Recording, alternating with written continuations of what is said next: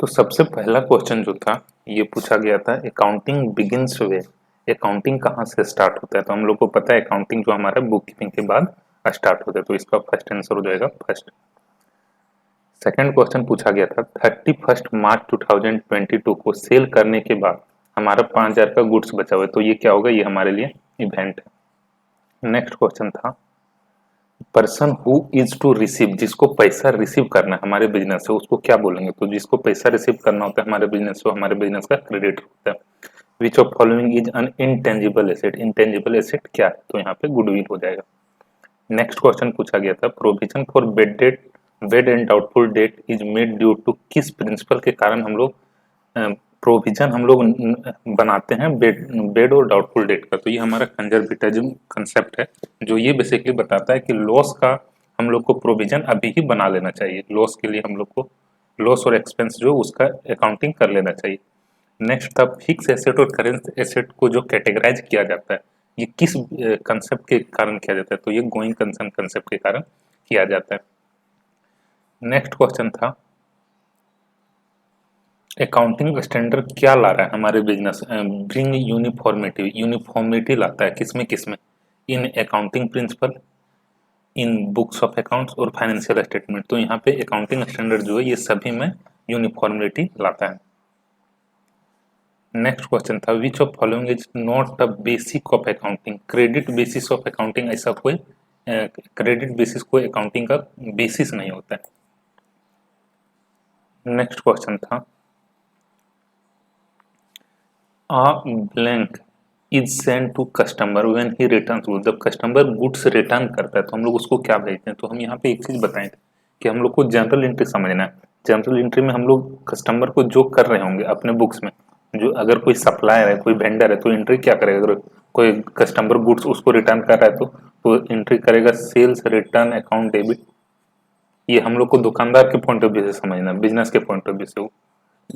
Customer जो था goods return कर दिया तो एंट्री करेगा sales return account debit to customer. तो यहाँ पे कस्टमर को क्रेडिट कर रहे हैं ना, तो क्रेडिट नोटिस होगा।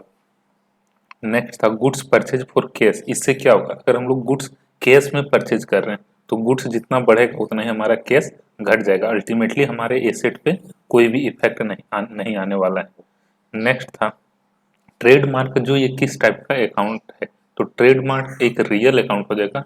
रियल अकाउंट हम लोग उसको बोलते हैं जो अकाउंट हमारा किसी एसेट से रिलेटेड हो। ट्रेडमार्क जो है एक हमारे बिजनेस का एसेट, इसलिए रियल अकाउंट होगा। Debit and losses, debit the losses and expense and credit gains and income, ये अप्लीकेबल होता है नॉमिनल अकाउंट पे।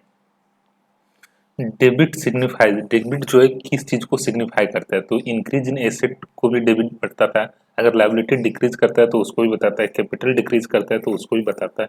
ठीक है, तो अल्टीमेटली यहाँ पे हो जाएगा all of these. Goods worth 5,000 taken by proprietor, personal use के लिए लिया तो इसको किस में क्रेडिट करेंगे? एंट्री हमारा हो जाएगा drawing account debit to purchase. ठीक है, तो क्रेडिट किसको कर रहे हैं? परचेज को। Second number. क्वेश्चन नंबर 15 में था purchase of machinery should be debited to, machine purchase की तो मशीन अकाउंट में डेबिट करें। नेक्स्ट क्वेश्चन था केस कॉलम जो होता है 3 column cash book, 3 column cash book में जो केस कॉलम ये कौन सा बैलेंस बताया था? तो केस का कॉलम हमारा, हम लोग को यहाँ से बैंक या डिस्काउंट का कॉलम नहीं बोल रहा था, तो केस कॉलम जो ये हमेशा डेबिट बैलेंस बताएगा। नेक्स्ट था इम्प्रेस सिस्टम किससे रिलेटेड है? तो ये पीटी केस बुक से रिलेटेड है, pertains to petty cash book. The discount column in triple column cash book, triple column cash book में क्या होता है? एक केस कॉलम होता है, दूसरा बैंक का और तीसरा डिस्काउंट का। तो जो डिस्काउंट कॉलम होता है ट्रिपल कॉलम केस बुक में, ये किस चीज को रिकॉर्ड करता है? तो ये कैश डिस्काउंट को रिकॉर्ड करता है। ट्रेड डिस्काउंट, सीजनेबल डिस्काउंट वगैरह का तो अकाउंटिंग नहीं होता है। पोस्टिंग इज डन, पोस्टिंग कहाँ पे होता है? पोस्टिंग लेजर में होता है। नेक्स्ट था the credit purchase of fix assets are recorded, fix asset को अगर क्रेडिट में परचेज किए तो इसको जर्नल प्रॉपर में लिखेंगे। परचेज बुक में गुड्स परचेज रहता है तो हम लोग उसको राइट करते हैं। राइट साइड ऑफ अकाउंट को क्या बोलते हैं? Credit side. जो हमारा ये अकाउंट है इसके राइट साइड को क्या बोलेंगे? क्रेडिट साइड बोलते हैं।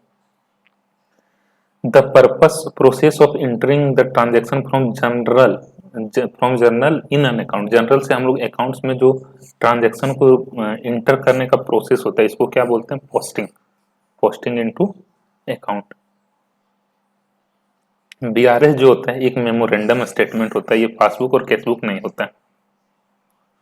When balance as per cash book is given, cash book हमारा केस बुक का बैलेंस दिया हुआ है और बीआरएस हम लोग बना रहे हैं, which of the following will be added, तो क्या ऐड करेंगे? केस बुक का अगर बैलेंस दिया हुआ है तो हम लोग को बैंक के बैलेंस तक पहुंचना होता है, तो इस केस में जो इंटरेस्ट बैंक अलाउड करता है इसको हम लोग यहाँ पे ऐड करेंगे। नेक्स्ट है debit balance as per passbook means, अगर पासबुक हमारा डेबिट बैलेंस बता रहा है तो इसका मतलब क्या हुआ? इसका मतलब ओवरड्राफ्ट हुआ, हमारा ओवरड्राफ्ट। ट्रायल बैलेंस क्या है? ये एक स्टेटमेंट है, ये पहले वाले बहुत सारे सेट में हम लोग इस टाइप का क्वेश्चन सॉल्व किए हैं। Balance of accounts are transfer, जो अकाउंट्स का बैलेंस होता है इसको हम लोग कहाँ ट्रांसफर करते हैं? तो यहाँ पे ट्रायल बैलेंस होगा, ठीक है। यहाँ पे ट्रांसफर करने का मतलब हो रहा है, जो हम यहाँ पे समझ रहे हैं कि हम लोग इसको कहाँ पे रिकॉर्ड करेंगे बैलेंस करने के बाद, तो अकाउंट्स का बैलेंस को हम लोग ट्रायल बैलेंस में रिकॉर्ड करते हैं। Repair of machinery of 500 will be debited to, ठीक है। 500 का अगर हम लोग मशीन रिपेयर किए हैं, रिपेयरिंग में खर्च हुआ तो इसको किस में डिपेट करेंगे? रिपेयर है तो 500 का, तो इसको रिपेयरिंग अकाउंट में डेबिट कराएंगे। ये 500 तो हमारा लाइफ में नहीं बढ़ाएगा इसे।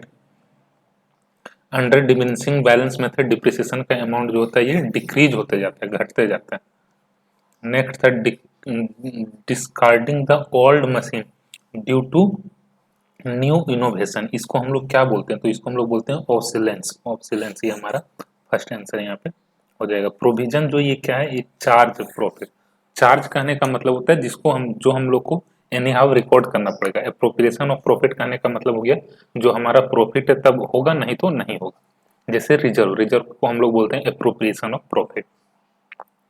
Reserve arising from capital receipt को क्या बोलेंगे? तो कैपिटल रिजर्व हमारा हो गया।